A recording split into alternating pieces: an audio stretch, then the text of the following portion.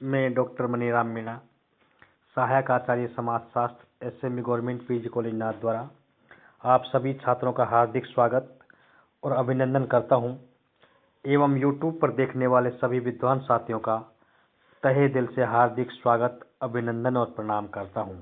हमने पिछले वीडियो व्याख्यान में आपको हिंदू विवाह का अर्थ परिभाषा एवं हिंदू विवाह के स्वरूपों के बारे में बताया था।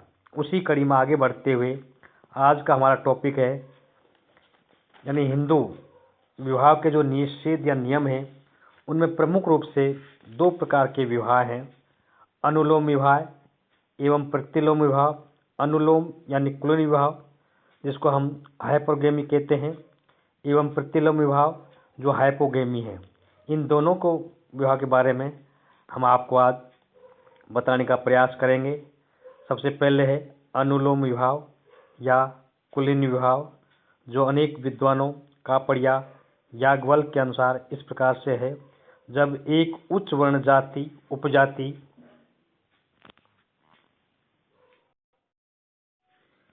अनुलोम विवाह यानी कुलीन विवाह इस प्रकार से है, जब एक उच्च वर्ण जाति उपजाति कुल एवं गोत्र के लड़के का विवाह ऐसी लड़की से किया जाए जिसका वर्ण जाति उपजाति कुल एवं वंश लड़के से नीचा हो, तो ऐसे विवाह को अनुलोम विवाह या कुलीन विवाह कहते हैं।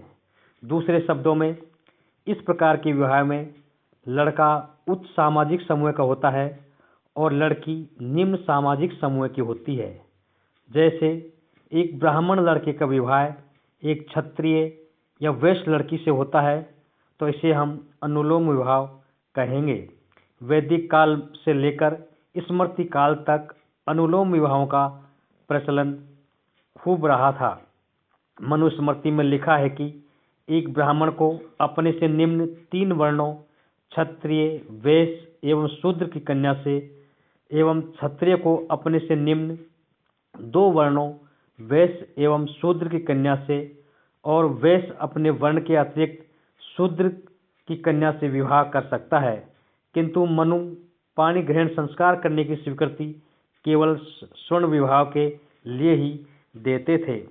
याज्ञवल्क्य ने भी ब्राह्मण को 4, क्षत्रिय को 3, वैश्य को 2 एवं शूद्र को 1 विवाह करने की बात कही थी। मनु ने एक अन्य स्थान पर शूद्र कन्या से द्रज लड़के का विवाह अनुचित भी बताया है। ऐसे विवाह से उत्पन्न संतान को मनु पार्श्व एक जीवित शव की संज्ञा देते थे तथा उसे संपत्ति में कोई अधिकार नहीं होता है। प्राचीन समय में अनुलोम विवाह का विस्तार वर्णों तक था, लेकिन जब वर्ण अनेक जातियों एवं उपजातियों में बट गए और उनमें रक्त शुद्धता एवं ऊंच नीच की भावना पनपी तथा जैन एवं बौद्ध धर्म का उदय हुआ, तो कुलीन विवाह यानी हाइपोगेमी का प्रचलन हुआ। कुलीन विवाह का तात्पर्य एक जाति अथवा उपजाति में विवाह करने पर वधू के लिए वर उच्च कुल का या गोत्र से प्राप्त करने से माना गया है। कुलीन विवाह का सर्वाधिक प्रचलन बंगाल में रहा है, जहां उच्च कुल के लड़के का विवाह निम्न कुल की लड़कियों से होता था। सेकंड पॉइंट है प्रतिलोम विवाह यानी हाइपोगेमी। प्रतिलोम विवाह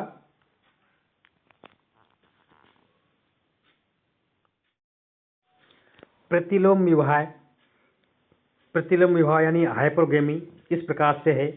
अनुलोम विवाह का विपरीत रूप प्रतिलोम विवाह कहलाता है। इस प्रकार के विवाह में लड़की उच्च वर्ण जाति उपजाति कुल या वंश की होती है और लड़का निम्न वर्ण जाति उपजाति कुल या वंश का होता है, तो इस प्रकार के विवाह को प्रतिलोम विवाह कहा जाता है।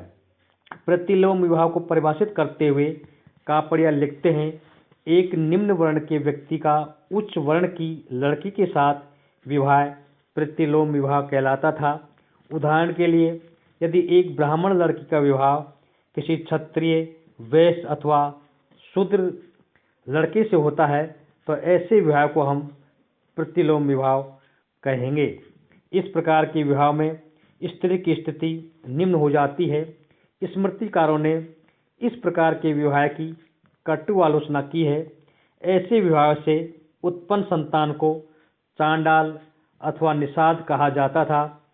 हिंदू विवाह वैधता अधिनियम 1949 एवं 1955 के हिंदू विवाह अधिनियम में अनुलोम एवं प्रतिलोम विवाह दोनों को ही वैध माना गया है। हम आपको अगले वीडियो व्याख्यान में हिंदू विवाह की आधुनिक प्रवृत्तियों के बारे में बताने का प्रयास करेंगे। धन्यवाद। थैंक्स।